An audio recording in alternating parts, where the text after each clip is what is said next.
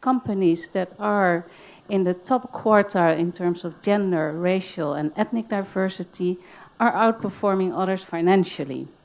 And also that companies that are in the lower quartile really perform below average. So that is a very consistent and important conclusion. And of course, that's maybe not a cause, but there is a correlation, absolutely. And when McKinsey looks into the reason why that is, why diversity matters so much, they find various drivers. One of them is to win the war for talent. And the talent pool is continuously decreasing. I mean, it's more hard for companies to find the right people. So if you look broader, you're more likely to find other people. Another driver is consumer base, especially when you realize that 80% of the consumer purchases, women are involved. Also, gay couples in certain societies have an average income that's 80% higher than average. So it is very important to stay close to your consumer base so you know what's going on there. Employee satisfaction is a very important driver as well. People tend to have more self-esteem when they're in a more diverse team.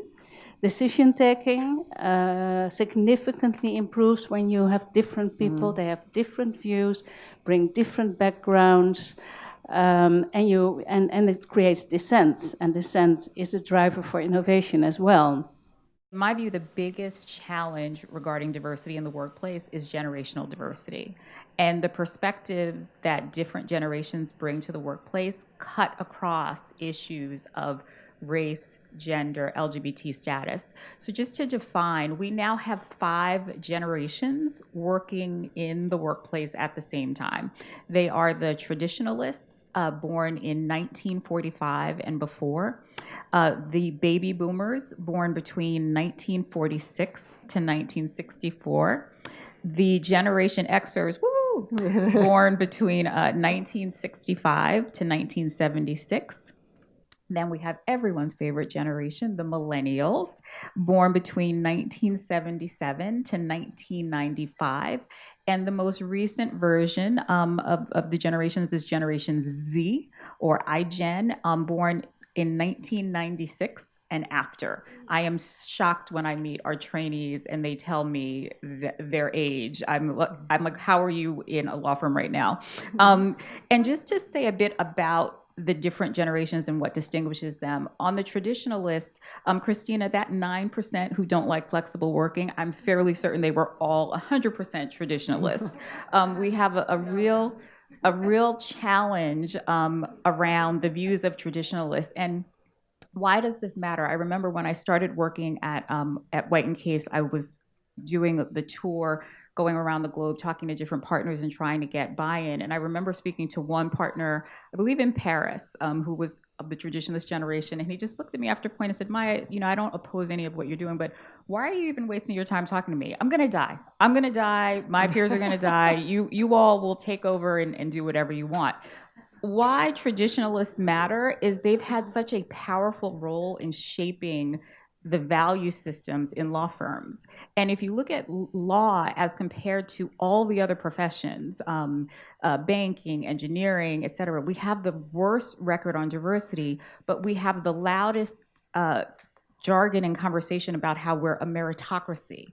And that is the issue. Law, the traditionalists have given us a tremendous blind spot around we are about law and justice and fairness and doing what's right. Thus, we're about meritocracy. And when that is what you are supposed to do, and that's your value system as a lawyer, it's very undermining to who you are and how you identify yourself to have to admit that it's more than meritocracy. It's people who help others and say yes to some people and no to other people and sponsor some people and ignore other people. That very much goes against the grain of who lawyers are and are told they are. So the profession has a blind spot, I think, because of the way that the role and the world of law has been defined. On the baby boomers, this is the generation we worry so much about because they are retiring. They are huge in number and they are retiring. So they are going to lose, we're going to lose a tremendous amount of talent when this generation retires. And with the greater levels of wealth accumulation, including in the profession, they are positioned to retire sooner rather than later. They don't have to sort of hold on. So who will take over when this large pool of talented boomers retire? They say Generation X, and I'm a little bit biased, I was born in 1970. They say Generation X will save the workplace because they are interested and engaged and have strong ideas, because the two generations, and they're flexible and amenable, oftentimes loyal to the traditionalists and the boomers who've kind of raised them while trying to be responsive to the generations under them. The two generations under Generation X, Generation Y, and the Generation Z, they are not interested by and large in the way law practice is traditionally done.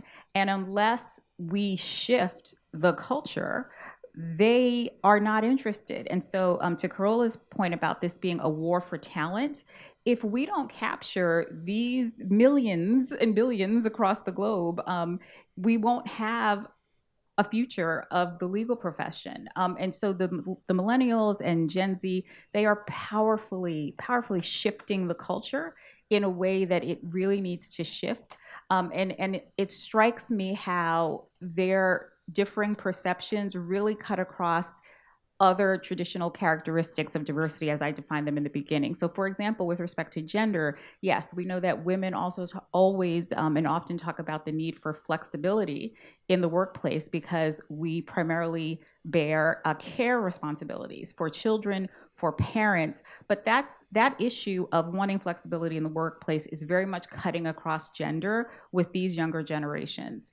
At White & Case, we just adopted a 3-month, I know that sounds like nothing in Europe, but in the US, this was big, a 3-month parental leave policy that was completely gender neutral and available to men and women. And it was male and female associates in a US office, an associates committee in one of our US offices that pushed this policy, saying, look, you're creating an unlevel playing field if you're saying to women, yes, take a break from the workforce to have children, and you're saying to men, no, you've just had a baby, you get right back here, you're not needed.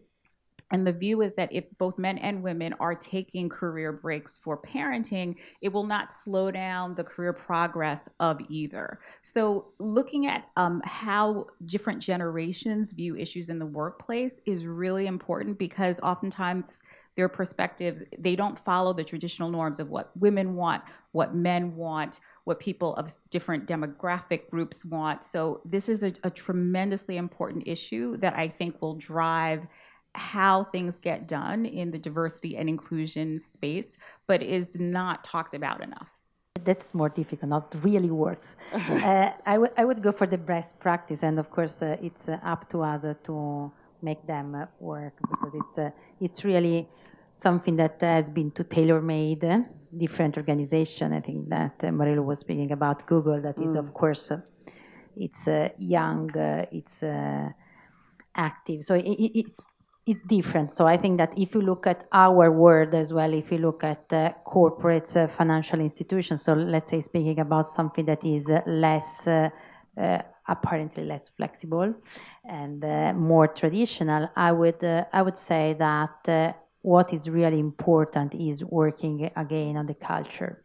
So working on the culture means for me that we have to work hard in, on one side, supporting women to, let's say, be able to raise their hand, because I think that there is one point, and I really love the point to take part of the ball and be invited to dance, but it's also a matter to raise your hand and be ready to run for the race. I think that we have to learn something as women, that we are not just there to win, because I think that sometimes we try to be so perfect, and we are pushed to be so perfect that we never raise our hand if we don't have 95% at least of the points requested. Men are raising when they have 45 maybe, so below the 50.